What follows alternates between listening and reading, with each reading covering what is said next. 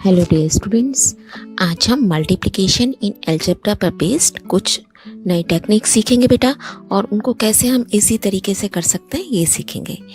देखिए, सबसे पहले नंबर को कंसीडर करते हैं 43 इंटू 25। तो जनरली हम कैसे बेसिक तरीके से करते हैं, इसे कैसे लिखा आपने, फिर 1 बाय 1 3 इंटू 5 को 43 से करना है ना, फिर 2 को 43 से ऐसे करते हैं। 5 इंटू 3 15, 1 कैरी, 5 4 जा 20 एंड 1 21 हो गया। फिर क्योंकि डबल डिजिट में मल्टीप्लिकेशन है तो एक जीरो लगाएंगे यहाँ पे। फिर 2 को करेंगे 3 से, 6 हो गया, 2 4 जा 8। अब इन दोनों को प्लस कर देंगे, 1075। दिस इज आवर आंसर, है ना। तो ये सबको आपको आता ही है। अब हम इसको दूसरे तरीके से करेंगे बेटा, जैसा कि अब हमें आगे अपने अलजेब्राइक एक्सप्रेशंस जब हमारे पास होते हैं, a b x y z में टर्म्स होती हैं, तो वहाँ हम कंफ्यूज भी हो जाते हैं और गलतियाँ भी करते हैं, हमें समझ भी नहीं आता कैसे करना है।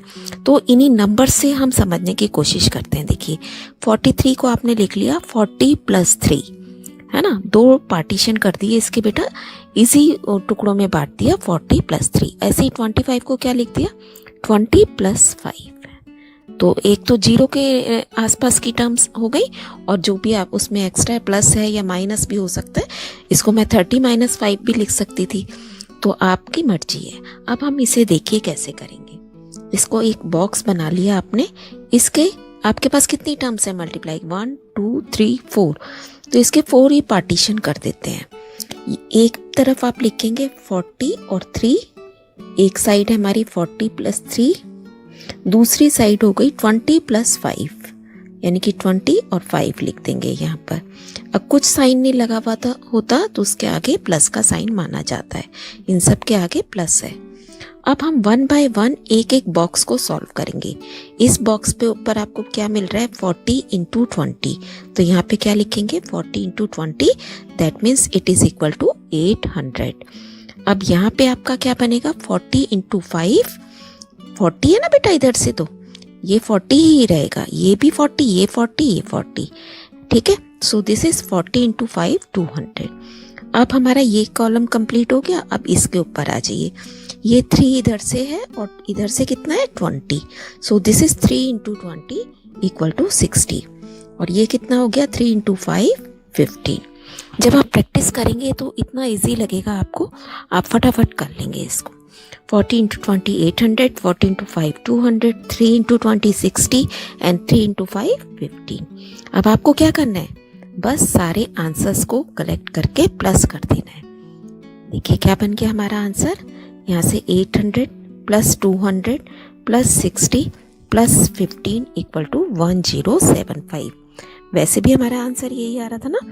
तो ये तरीका आपने अच्छे से समझ लेना है। अब हम अपने दूसरे टाइप के क्वेश्चंस पर चलते हैं, जहाँ पर हमारे पास एक्सप्रेशंस आ जाते हैं अलजेब्रा के, जहाँ A B C D एक हमें वेरिएबल्स दिए गए होते हैं ना, और उनके साथ हमें मल्टीप्लिकेशन करना है। तो again we are having 4 terms, 1 2 3 4। फिर से हम एक बॉक्स बनाएंगे, उसके 4 पार्टीशन कर देंगे। यहाँ पे आप क्या लिख लेंगे, कोई भी टर्म A और 3 इस तरफ लिख देते हैं, और इस तरफ क्या लिखेंगे B और साथ में -6। अब की बार माइनस है ये, ठीक है। अब 1 बाय 1 आप एक एक बॉक्स को सॉल्व करते जाएंगे। यहाँ पे इस बॉक्स के लिए क्या आएगा AB, यहाँ AB लिख दिया, A × B क्या बन जाता है AB। जब बीच में कोई साइन नहीं होता सो दैट इज मल्टीप्लिकेशन, गुणा है इसका मतलब, ये प्लस का AB है लेकिन बीच में ये आपस में गुणा हो रहा है। अब A को -6 से करो तो ये क्या हो जाएगा -6A। अब 3 को B से तो 3B हो गया, ये 3 को घटा 6 से तो कितना हो जाएगा घटा 18। अब फिर से आंसर में सारी टर्म्स इकट्ठे करके लिखनी है हमें। देखिए A + 3 × B - 6 क्या बना AB -6 से + 3B -18। अब देखिए इसे हम आगे सॉल्व नहीं कर पाएंगे क्योंकि सारी अनलाइक टर्म्स हैं। ये AB वाली टर्म है, ये खाली A है, ये खाली B की टर्म है, और ये खाली कांस्टेंट टर्म है, नंबर है इसमें खाली। तो कोई भी लाइक टर्म नहीं है, तो आंसर हमारा यही है। आगे चलते हैं इससे थोड़े और टफ क्वेश्चन पे। a-5 into a-9। फिर से बॉक्स बनाया, 4 पार्टीशन करे। एक तरफ लिखा a-5, दूसरी तरफ लिखा a-9 अब की बार। अब यहाँ पे क्या आएगा, a इंटू a, है ना बेटा। ये a इधर से, a इधर से, तो ये क्या बन गया, a गुणा a। a गुणा a क्या बन जाता है, एक ही आधार हो तो उनकी घातें जमा हो जाती हैं गुणा करते में, ये हमें पता है। तो एक घात इधर से, एक घात इधर से, तो कितनी घात हो गई इसकी, घात 2। एक ही घात 2, दैट मीन्स a का स्क्वायर। अब a को करना है घटा 9 से, तो घटा 9 a आ गया।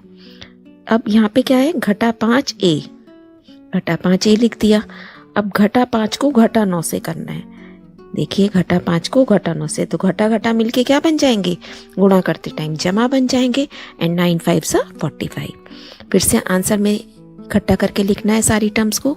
सबसे पहले a की घात 2 आएगा, फिर घटा 9 a आएगा, घटा 5 a आएगा और जमा 45। इसके आगे कोई साइन नहीं है तो जमा 45, है ना। जब हम बीच में लिख रहे हैं संख्याओं को तो खाली बिना निशान के नहीं लिखेंगे। आगे की संख्या बिना निशान के लिखी जा सकती है अगर प्लस पे है। अगर बीच में आपकी कोई संख्या प्लस में है तो वहां आपको प्लस लगाना पड़ेगा बेटा। अब देखिए यहाँ पे कोई लाइक टर्म है, ये तो इसके जैसा कोई और नहीं है, लेकिन ये a है, ये भी a है, तो ये दोनों लाइक टर्म्स हैं। और घटा 9 घटा 5, घटा घटा मिलके क्या कर देते हो आप, जमा कर देते हैं। तो घटा के कितने a हो जाएंगे, 14a, a square minus 14a plus 45। अब देखिए अनलाइक टर्म्स है, आंसर हमारा यहाँ फिनिश होता है। तो बहुत ध्यान से आपको इस मेथड को समझना है। इसके बाद हम इससे मुश्किल क्वेश्चन और करेंगे, लेकिन सबसे पहले आप इस तरीके की अच्छे से प्रैक्टिस करेंगे। और ये जो क्वेश्चंस हैं वर्कशीट के, ये आप अपने आप करके मेरे पास भेजेंगे। कीप ऑन लर्निंग बेटा, स्टे ब्लेस्ड। कितने पार्टीशन कर देंगे, यहाँ पे क्या लिखा, a b, यहाँ पे b -5,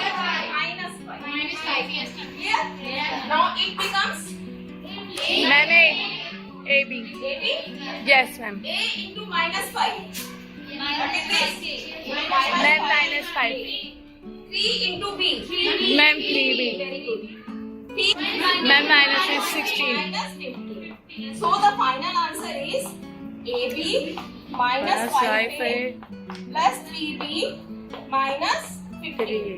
अब कोई लाइक टर्म्स है इसमें, लाइक टर्म्स है, नो, दैट मींस ये हमारा आंसर है। सही है, यस मैम। इस तरीके से आप कर सकते हो अपना, यस मैम। कोई भी क्वेश्चन आए मेकअप करते हम एट लास्ट यही है कि a को b से गुणा किया, ऐसे ही सिखाया जाता है आपको कि a को पहले इस टर्म से करो, फिर a को इससे करो, ऐसे ही किया ना हमने। तो जो भी आपको तरीका इजी लगता है आप उसको पहले समझो और फिर करना शुरू। क्लियर है, कोई भी मल्टीप्लिकेशन में टर्म सॉल्व कर सकते हो इससे, यस मैम। सबको समझ आ गया, यस मैम। कोई डाउट नहीं है, नो